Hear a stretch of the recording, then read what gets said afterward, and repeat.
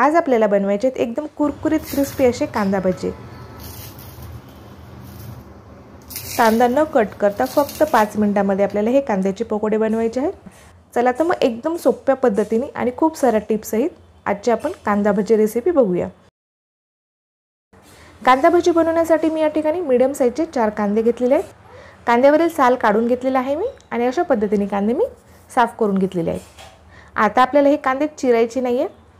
चाकूने बऱ्याच वेळेस कांदे लहान मोठ्या आकारामध्ये चिरले जातात, त्यामुळे आज आपण कांदा न चिरता या ठिकाणी बटाटे स्लायसरचा वापर करून कांदा स्लाइस करून घेणार आहोत।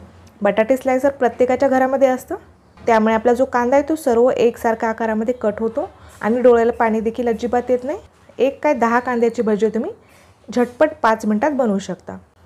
एकदम पातळ आकारामध्ये आणि सर्व कांदा आपला सेम असा स्लाइस होत आहे।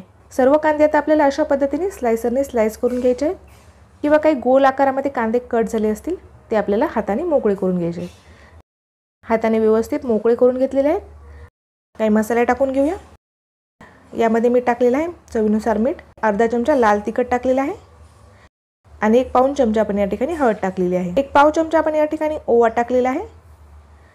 तर आता आपल्याला या ठिकाणी कांद्यावरती बेसन पीठ टाकून घ्यायचे आहे। 1 वाटी मी या ठिकाणी बारीक बेसन पीठ घेतलेलं आहे।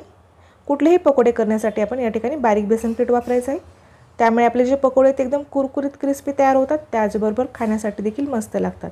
तर अर्धी वाटी मी या ठिकाणी पीठ टाकलेलं आहे आणि कांद्याला आपल्याला पीठ व्यवस्थित लावून घ्यायचं आहे। आता यामध्ये आपल्याला पाणी न टाकताच कांद्याला पीठ व्यवस्थित लावून घ्यायचं आहे। तर बघू शकता तुम्ही हाताने मी मॅश करत अर्धी वाटी पीठ कांद्याला लावून घेतलेलं आहे। आणखीन थोडंसं पीठ यामध्ये बसतं, त्यामुळे मी जे राहिलेलं पीठ आहे ते सर्व पीठ यामध्ये टाकून घेतलेलं आहे। म्हणजेच एवढ्या कांद्यासाठी मी 1 छोटी वाटी पीठ वापरलेलं आहे। पिठाचा वापर आपल्याला थोडा कमी करायचा आहे। आता यामध्ये आपल्याला 1 चमचा एवढं पाणी टाकायचं आहे आणि हे मिक्स करून घ्यायचं आहे।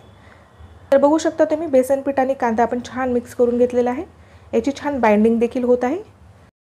आपले जे भज्याचं मिश्रण आहे ते तयार झालेले आहे। आता आपल्याला हे भजे तळून घ्यायचे आहेत। तर गॅसवरती मी कढई ठेवलेली आहे आणि त्यामध्ये मी तेल ठेवलेलं आहे तापवण्यासाठी।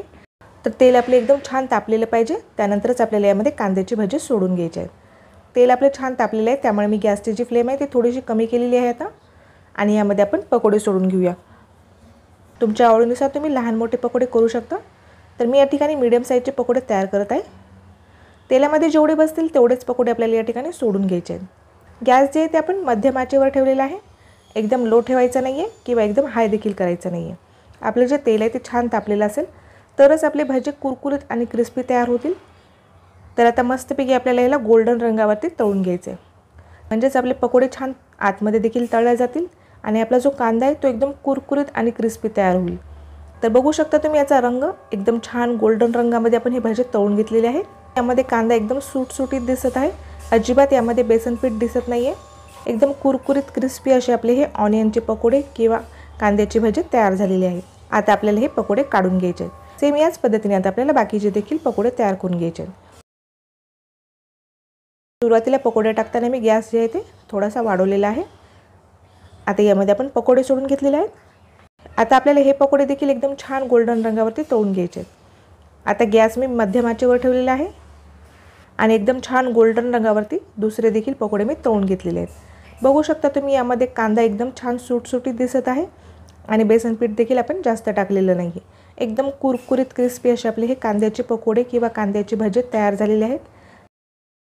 आवाजाने तुमच्या लक्षात येत असेल की एकदम कुरकुरीत क्रिस्पी असे आपले हे कांद्याचे पकोडे तयार झालेले आहेत। गरमागरम चहासोबत तुम्ही रिमझिम पावसामध्ये कांद्याचे फक्त 5 मिनिटांमध्ये तयार होणारे हे पकोडे बनवू शकतात। एकदम सोप्या पद्धतीने कांद्याचे पकोडे बनवून खाऊ शकतो। तर तुम्हाला आजची ही कांद्याची पकोड्याची रेसिपी कशी वाटली ते नक्की कमेंट करून कळवा। व्हिडिओ जर आवडला असेल तर व्हिडिओला लाईक करा। चॅनलवरती नवीन असेल, चॅनलला सबस्क्राईब केलं नसेल तर प्लीज चॅनलला सबस्क्राईब करा। भेटूया अशाच एका छानशा रेसिपीसोबत। तोपर्यंत धन्यवाद।